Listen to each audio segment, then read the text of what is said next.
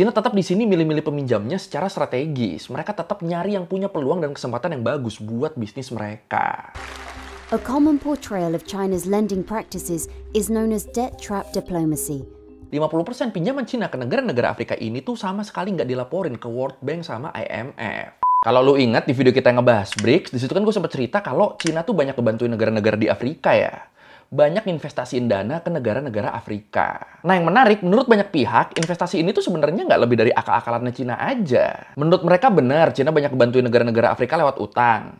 Tapi sebenarnya mereka tuh sengaja ngebikin biar utang ini tuh nggak bisa dilunasin. Atau ya istilahnya jebakan utang lah. Banyak tuh yang nganggap begitu tuh. Tapi apa benar begitu? Apa benar Cina sengaja ngasih utang ke negara-negara Afrika buat jadi jebakan? Atau ya ini cuma asumsi doang, cuma tuduhan gak berdasar doang nih. Yaudah kalau gitu langsung aja kita bahas perangkap utang Cina di Afrika. Dan sebenarnya ini fakta atau sekedar tuduhan doang ya? Di Learning by Googling. Oke, kayak yang kita semua tahu, Cina kan dikenal sebagai salah satu negara superpower dunia ya. GDP per kapitanya tuh jadi yang paling besar kedua setelah Amerika Serikat. Nah, dengan ekonomi yang kuat ini, pastinya Cina jadi punya pengaruh yang kuat banget sama urusan keuangan di negara-negara lain nih. Hampir semua urusan ekonomi negara-negara di dunia itu pasti ada hubungannya sama Cina. Mulai dari perdagangan, manufaktur, bahkan sampai utang piutangnya. Dan emang selama beberapa dekade terakhir, Cina tuh aktif banget ngebangun macam-macam infrastruktur di negara-negara berkembang. Terutama ya di Asia sama di Afrika nih. Mulai dari jalan raya, rel kereta, pelabuhan, jembatan, bandara, ya macam-macam lah. Dan semua infrastruktur ini didanainnya ya pakai pinjaman dari Cina. Dapat dananya ya dari bank-bank nasional Cina atau dari swasta Cina. Ini baru mulai aja udah terdengar ngeri ya. In the past 2 decades, China has built large infrastructure projects in almost every country in Africa. And this has made Western critics uncomfortable. China and Africa can forge an even stronger, comprehensive strategic and cooperative partnership. Kalau menurut The Geopolitics, di tahun 2013, Presiden Xi Jinping tuh kan ngadain proyek besar ya. Proyek yang disebut Belt and Road Initiative atau One Belt One Road. Proyek strategi pengembangan investasi dan infrastruktur global yang dirancang sama Cina. Ya intinya proyek buat ngebangun jalur perdagangan internasional yang terintegrasi gitu lah. Dan di sini Cina, mereka nih pengen ngembangin berbagai proyek infrastruktur di negara-negara yang dilewatin sama jalur Belt and Road Initiative ini. Ngembangin infrastruktur di negara-negara yang dilewatin sama BRI ini.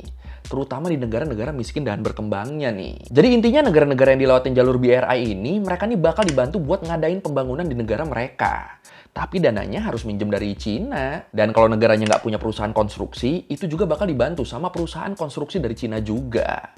Ya pokoknya mereka butuh apa, itu dipinjemin sama Cina. Yang penting bisa ngebangun infrastruktur. Dan buat utang piutangnya, Cina ini nawarin persyaratan yang lebih gampang juga loh. Ya nggak seribet kalau kita minjem ke organisasi keuangan kayak IMF dan sejenisnya lah. Terus buat bunganya, walaupun mungkin lebih tinggi, tapi ya nggak beda terlalu jauh juga lah. Nah ngelihat ini, jadinya negara-negara yang sebenarnya punya peringkat kredit yang jelek di sistem keuangan internasional, ini kan mereka jadi punya alternatif lain ya. Mereka jadi bisa minjem ke Cina. Makanya sebenarnya ini tuh ngebantu banget buat negara-negara miskin dan berkembang, terutama yang ada di benua Afrika lah. Cinanya untung karena dapat bunga pinjaman, negara yang minjem juga untung karena bisa dapat pinjaman buat pembangunan yang syaratnya nggak ribet. Oke. Kalau menurut South China Morning Post, Cina tuh jadi kreditor bilateral terbesar di benua Afrika loh. Jadi negara yang ngasih utang paling banyak di sana. Tapi tetap ini bukan berarti Cina asal ngasih utang ya. Enggak ya, bukan berarti ada yang pengen minjem terus dikasih, ada yang pengen minjem dikasih. Enggak. Cina tetap di sini milih-milih peminjamnya secara strategis. Mereka tetap nyari yang punya peluang dan kesempatan yang bagus buat bisnis mereka. Jadi ditilik-tilik dulu nih, kira-kira negara mana nih yang lagi butuh dana, yang lagi butuh pinjaman, tapi mereka punya potensi. Kalau udah ditentuin negaranya, dikasih deh tuh sama mereka penawaran yang sama-sama nguntungin kedua belah pihak. Biar urusannya ya sama-sama lancar lah. Dan ternyata banyak tuh negara yang tertarik sama penawaran ini. Tapi terus di sisi lain, gara-gara ini juga jadi muncul deh tuh tuduhan-tuduhan yang ditujuin ke Cina. Tuduhan apa tuh? Kalau menurut Mind Matters, di tahun 2017 muncul istilah debt trap diplomasi atau diplomasi perangkap utang.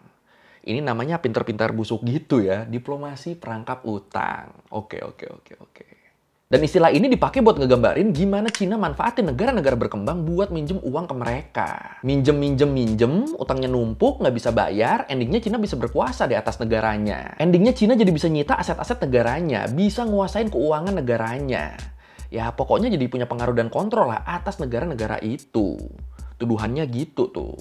The so-called debt trap is created when a country lends to poorer countries intentionally overwhelming them with unsustainable debt, forcing them to surrender strategic assets or concede increased political leverage. Kalau menurut Asia Financial, istilah perangkap utang ini tuh terutama digunain sama pihak-pihak dari barat. Kayak sama Amerika, terus juga sama organisasi-organisasi moneter kayak World Bank, IMF, sama OECD. Pihak-pihak ini bilang kalau pinjaman dari Cina tuh nggak transparan dan nggak sesuai sama standar persyaratannya mereka. Harusnya menurut mereka, kalau ada transaksi antar negara gini, ya harus lebih terbuka lah. Laporannya tuh harus lebih transparan. Ya emang sih dari pihak Cinanya, dari bank-bank yang minjemin dananya, mereka tuh emang lebih tertutup di sini. Semua syarat dan transaksinya ya cuma diketahui sama pihak yang terlibat aja. Cuma diketahui sama Cina sama negara yang minjem uang aja. Karena ya Cina di sini nganggapnya itu kan urusan kita berdua. Ngapain gue umbar-umbar keluar? Ngapain gue kasih tahu ke pihak yang nggak ada hubungannya sama sekali? Dan ini secara logika, iya sih. Kan terserah negara yang mau minjemin juga kan, mau ngasih persyaratan apa aja dan bunganya berapa aja. Yang penting pihak-pihak yang terlibat udah sepakat kan di sini. Jadi kayak yang minjemnya aja nggak ada masalah loh. Kenapa ini yang di luar yang nggak tahu apa-apa malah pengen masalahin? Iya sih ya. At the end of the day, China has been that guy around the corner with, a bouquet of flowers to Africa, the US, Europe and the UK. Have time and time again said, be careful of the flowers you see out of the window, they have thorns on them. Kalau menurut jurnal yang ditulis sama Lipolis dari Oxford University dan Verhoeven dari Columbia University, diperkirakan kalau dari tahun 2000 sampai 2019, Cina tuh udah minjemin sekitar 150 miliar US dollar ke negara-negara di Afrika. Dan 150 miliar ini tuh kebagi-bagi lagi ya sumber dananya ya. 60%-nya dari China Exim Bank, 25%-nya dari China Development Bank. Baru tuh sisanya dari bank-bank yang lain. Terus dari total 150 miliar ini, sekitar 75 miliarnya tuh udah dilunasin loh. Dan apa ya, uniknya kali ya. Dan uniknya kalau menurut Harvard Business Review, 50% pinjaman Cina ke negara-negara Afrika ini tuh sama sekali nggak dilaporin ke World Bank sama IMF. Jadi bener-bener laporannya tuh antar pihak yang bekerja sama aja. Dan ya mungkin ini juga yang jadi penyebab munculnya tuduhan-tuduhan tadi. Karena mereka nggak pernah nerima laporannya, jadinya pada suuzon deh. Mungkin begitu ya.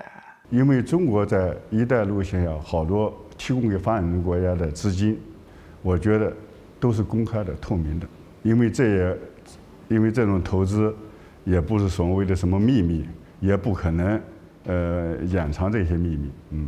Yet researchers estimate half of China's lending to developing countries is not reported to the World Bank or the IMF. Tapi terus kalau menurut VOA, beberapa analis dan ekonom bilang kalau tuduhan perangkap utang Cina ini tuh sama sekali nggak berdasar. Menurut mereka sejauh ini nggak ada penyitaan apapun yang dilakukan sama Cina ke negara-negara debiturnya. Kalau menurut Deborah Brotigam, Direktur China Africa Research Initiative di Johns Hopkins University School of International Studies, dia bilang Cina tuh sebenarnya cuma minjemin dana ke negara-negara yang cukup menjanjikan. Terutama di sini negara-negara yang punya bahan tambang melimpah. Karena jadi pasti bakal bisa bayar utangnya kan mereka kan.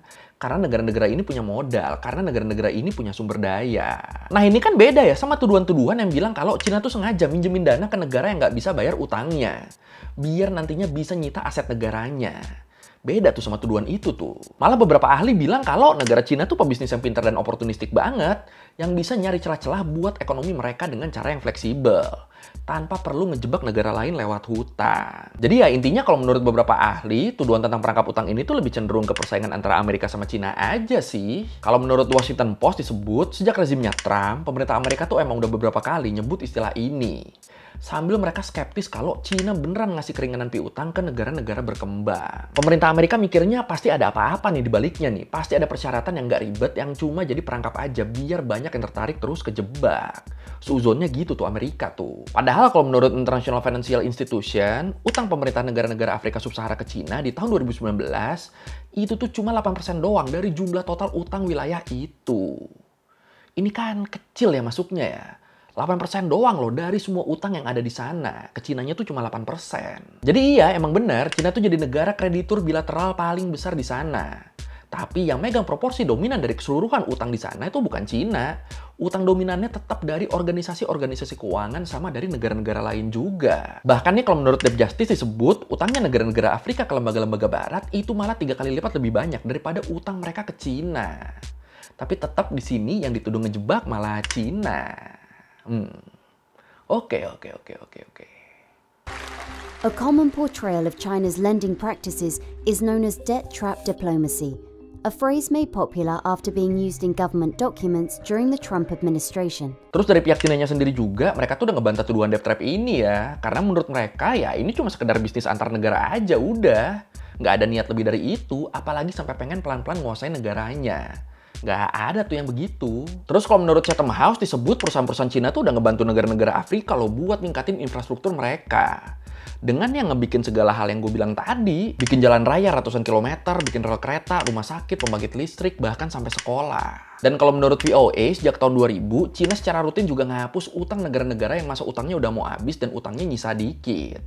Jadi ya pokoknya kalau utangnya nyisa dikit ya udah dianggap lunas aja udah tuh. Dan disebut dari tahun 2000 sampai 2019, utang yang dihapus sama Cina, utang yang diikhlasin sama Cina itu tuh udah mencapai 3,4 miliar US dollar loh. Dan ini kan kalau kayak gini tuduhannya jadi mental ya. Dituduhnya mereka mau nguasain negara kan lewat utang, tapi kok malah justru banyak ngapus-ngapusin utang nih. Makanya kalau menurut para ahli, tuduhan perangkap utang Cina di Afrika ini bisa dibilang nggak bener karena kenyataannya sebenarnya nggak kayak gitu. Kenyataannya justru Cina tuh banyak ngapusin utang-utang yang mau kelar udah. Oke. Kalau pelabuhan yang di Sri Lanka tuh gimana? Nah ini, kita udah beberapa kali bahas sih ya, pelabuhan Hambantota di Sri Lanka yang karena nggak mampu bayar utangnya ke Cina, akhirnya pelabuhan itu jadi miliknya Cina selama 99 tahun ke depan. Jadi selama 99 tahun ke depan, 80% keuntungan dari pelabuhan itu ya buat Cina, dan sisa 20%-nya dipakai buat bayar utang-utang Sri Lanka yang lainnya. Sri Lankanya sendiri, mereka nggak dapat apa-apa tuh dari situ tuh jadinya tuh. Ya intinya gitulah, buat detailnya mungkin lu bisa nonton di video gue yang ini. Nah tapi kan dari kasus ini kan jadi bikin curiga tuh ya. Kayak jadi contoh jebakan utang Cina tuh beneran ada kan. Tapi ternyata kalau menurut Salia Wickramasuriya, direktur dari Port City Economic Commission, disebut pemerintah Cina tuh nggak terlibat sama sekali loh dalam urusan peraturan dan regulasi di perjanjian pelabuhan Hambantota ini. Jadi pemerintah Cina tuh sama sekali nggak terlibat di sini. Tapi di sisi lain pemerintah Sri Lanka terlibat. Semua yang ada di perjanjian itu tuh semua dalam kontrol mereka. Semua yang ada di surat perjanjiannya tuh full atas pengetahuan dan persetujuan pemerintah Sri Lanka. Nah klausul-klausul yang nyebut kalau nggak mampu bayar utang, pelabuhannya nanti jadi punya Cina selama 99 tahun segala macam. Nah itu ternyata pemerintah Sri Lankanya sendiri yang ngajuin begitu. Terus kalau menurut Menteri Keuangan Sri Lanka juga, Muhammad Ali Sabri, dia bilang, waktu Sri Lanka nyamperin Cina buat minjem uang, Cina tuh nggak pernah maksa atau ngasih persyaratan yang muluk-muluk loh. Jadi emang syarat 99 tahun jadi milik Cina kalau nggak mau bayar utang, itu tuh emang inisiatif dari pemerintah Sri Lankanya sendiri. Karena waktu itu mereka butuh pinjaman yang besar banget, jadi mereka ngerasa perlu nih ngajuin ini biar dari pihak Cinanya jadi tertarik. Ya intinya blunder sendiri sih ya ini berarti ya. Ini gue tiba-tiba jadi keinget kerja sama IKN nih. Ya semoga dari kita nggak ada ngajuin syarat-syarat blunder begini ya. Amin. Tapi kalau menurut lu sendiri gimana nih? Lu tetap ada curiga ke Cina atau ini pure tuduhan Amerika aja yang nggak suka ngelihat pergerakannya Cina? Yang mana nih kira-kira nih? Silakan komen. But so far, there's no evidence that such a debt trap has been sprung in Africa. Now, there's always a certain grain of truth, like with every stereotype to it, but it breaks down very, very quickly upon any type of serious examination. Oke, sekian review kali ini tentang perangkap hutang Cina di Afrika. Ini mitos atau fakta sebenarnya? Dan ya menurut banyak ahli ini mitos sih, cuma tuduhan pihak Amerika doang ya ini ya. Kalau lu merevisi kira gue udah salah, atau lu mau nanya, atau lu nambahin nggak di video, bisa tulis di komen, kita diskusi kayak biasa. Sekali lagi, thank you udah nonton, jangan lupa like, comment, subscribe. Bye.